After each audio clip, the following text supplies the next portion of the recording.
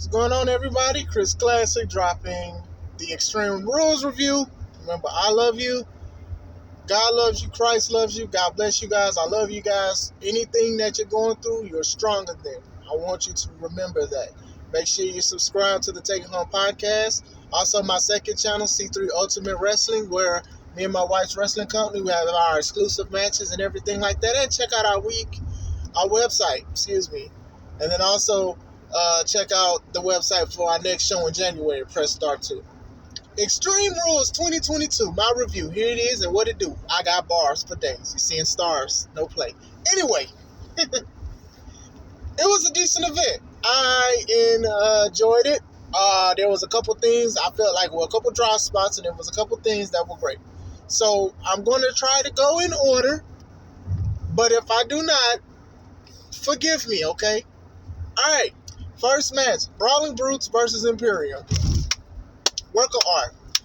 Look, as a wrestler, usually when you're placing a six-man match, it does not matter if you are independent or if you are international or nationally known company. Usually it is a cluster. People don't know where to be. People don't know what's next. People just throwing punches. People just doing stupid stuff. And then there was also no DQ. So there's all kind of stuff. So usually these are in clusters. This match was so immaculate from beginning to end. Everyone, it was just a well-oiled machine of a match. Very good match. Everybody had a highlight in it. Some people look strong. Some people look great, smart, clever. Weapons were not overused. It was a very good match. That was decent. Sheamus, Gunther, the other guys, Pete Dunne, Ridge Holland. I forgot the other two guys' name. Forgive me, from Imperium, but they all did great. That was a great opener for the show. It was great. There was no titles or nothing like that. They just went out there and they really did have a brawl. And this is just a testament and testimony that any matches that have more than 4 people can be well put together. Good match with the shillelagh thing. The only thing that was funny to me was when Sheamus hit Gunther with the long shillelagh, and then everybody was brawling for the spots, and then it was like Walter wasn't selling the hit. He was just in the corner watching his people get beat up, and then Sheamus picked him up and gave him the Celtic Cross, which was nice, by the way, through the announce table. That's my only bad take from it because it just looked funny. But other than that, very good match. Next match, was it the women's title match? I believe so. I believe it was SmackDown Women's title. Liv Morgan versus Ronda Rousey for the SmackDown Women's title. It was a match. I will say that. The action was solid. I just think it's sort of like what Cornette says about when you have specialty matches and stuff like that. And we just had one, and then now we have it with women. And it's like, it was decent. You know, it's not something I would like go back and rewatch over and over or whatever like that. You know, with the whipping, with Liv, like they have been like really making Liv look like a legit champion, and that's a good thing.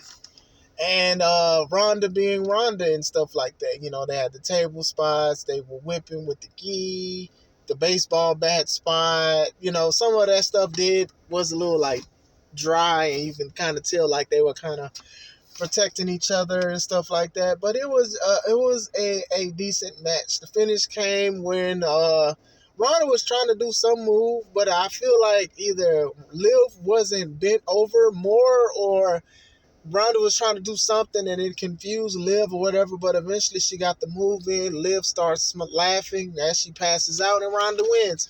I do think, I don't mind Ronda winning. My take on it is this. If Liv was going to win, it would have to be, in my opinion, by this kind of way, with objects, with tables, ladders, and chairs and stuff.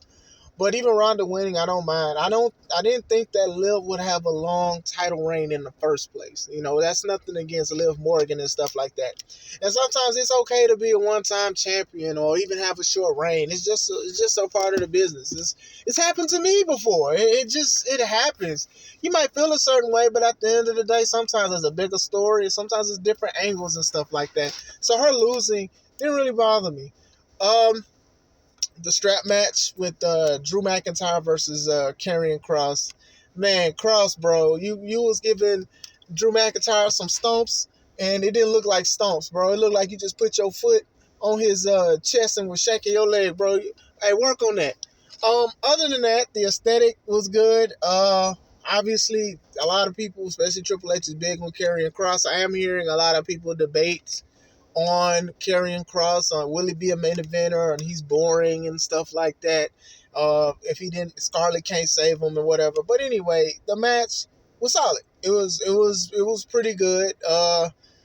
You can only do so much, and they did a lot with the strap, and they were whipping and stuff. I thought it was funny when Karrion was whipping Drew, and then I felt like Scarlett was just, oh yes, and start feeling like Paul Bearer when he used to talk for Undertaker, and then it felt like Karrion like kind of screamed too, and I was like, hey, y'all need a moment, y'all need something, y'all need time or something, y'all got straps and all that. But anyway, it was good. My take, besides Karrion's stomps or attempt to stomp, I hated the finish only because of how it was executed. Now, I do feel that when when Drew was going for the Claymore kick, I do feel that Scarlett should have came and just hit him with the pepper spray. I hated that she stopped him. He looked at her and then walked past her as if she did not try to attempt to hit you with the fireball not too long ago. I do feel that as soon as he was about to run into it, she should have just sprayed him with the pepper spray. Instead of him just blowing her off as if she's not a threat, and then she turns him around and sprays him, and then oversprays him, by the way. And then Cross hit his whatever strike that is and wins. But other than that, I do love it. I like Drew McIntyre. Drew McIntyre is the epitome of an old school wrestler, and even how they book him or how he loses and stuff like that. It's pretty good. So I think they do a great job with protecting Drew if they have to protect Drew. You get what I'm saying? Other than that, besides the crappy finish, the finish could have just been cleaned up more. Next match, I believe it was Bianca Belair versus Bayley of Damage Control. Ladder match for the Raw Women's title. Let me just say this about Bianca, right? Bianca is a superstar, and I love that they're showing the crowd singing her song, whipping their ponytail, their braided ponytail. Like, she is there. She is very, very there, and I think she wears it well on her. So God bless you, Bianca. You are a very inspirational woman, not even just for women, but for men alike as well, for even trying to get the crowd and this crowd just love your story and stuff like that. You do a wonderful job. I remember I saw one, it was a Caucasian child with a ponytail happy, and it just brought joy to my eyes because you want to break barriers. You want to influence people that look like you, but also influence people that don't look like you, and that was pretty dope. So Bianca is there. Bayley comes out first, and they have the match, and the match was okay. I felt that the fact that Bianca is a star, and Bayley's a star too, but it's Bianca's moment now. I feel like that's what saved the match, like the end and stuff. People were loving every time Bianca would climb the ladder because it was just like, oh, I just love Bianca, and stuff like that. So it worked. Bayley looked like she had trouble picking up the ladder. Bayley pulled out a piece of her brace. It looked like a boomerang. That's not her fault. I'm just teasing.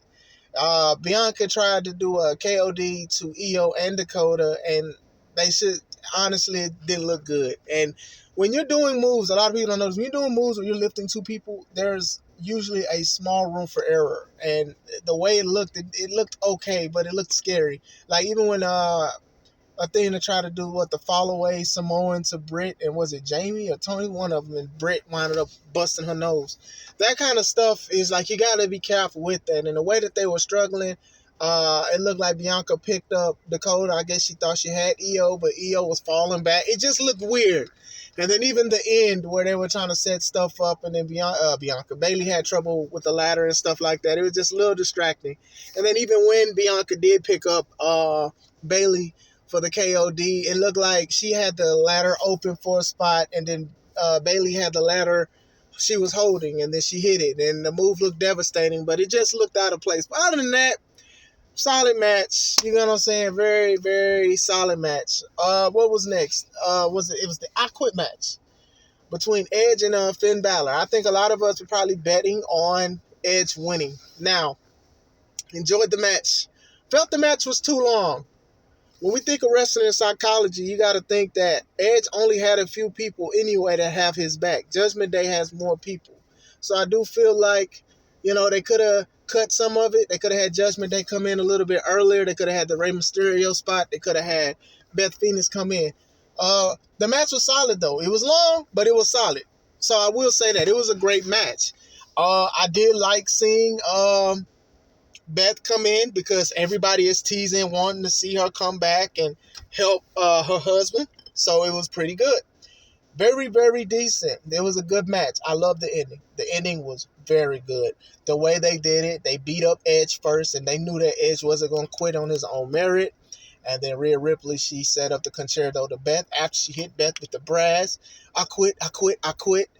And then she still hits Beth with the concerto.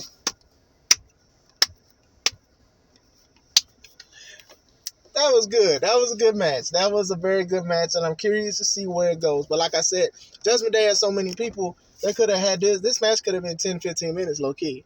You don't have to be 30.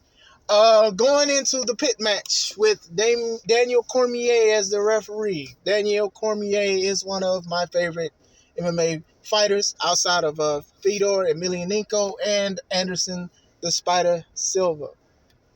The match was good, but it wasn't great. But it did need to be great because of what they were doing afterwards. So that was the takeaway from it. That was the takeaway. It did not need to be good. It was good. Well, actually, it did not need to be the best match on the night. It just had to be good. Seth Van Dam, Matt Riddle, and stuff like that, it was good. They did a thing where they would push Daniel, and Daniel would check them because Daniel was there. Some people said Daniel like Uncle Phil. He'd always look like that. He was more in shape when he was fighting, but shout out to Daniel Cormier and everything he continues to do. Hall of Famer for sure. Match was good. It was some spots. When they got on the panels, which I thought would have been good, that they would have counted people who fell on the panels, but they said no, it has to be in the middle. Other than that, it was good. The RKOs, the pedigrees on the panel, even how Seth elegantly fell off. It was pretty good. It was very good. Riddle did the Broton, which is a sit-on, and basically he did a sit-on to Seth, and his tailbone went to his neck because, dog, ain't no way you feel good today. There is no way you feel good today. Finish came where Riddle had him in an armbar, some kind of chokehold. Seth tried to powerbomb him. It didn't work. It ended just like that. Riddle finally avenges whatever from Seth. Very good match. I do see them facing each other one more time. It was very good. Good win for Riddle. Seth has just been killing it since this year has started. Should be Wrestler of the Year to many guys, but they're not going to give it to him because he lost a lot, which is stupid to me. I'm like, he's a wrestler. Then the end was Bray freaking Wyatt coming in. Now, I have a video that's uploaded now that I did talk about it. I'm going to end the video now about it, but it was a big thing. It was a very big thing to see. I'm not a big fan of Bray, but he is a megastar, and he will bring a lot more eyes to the company because a lot of people liked what he did because he was different compared to everything else. That's what I will say.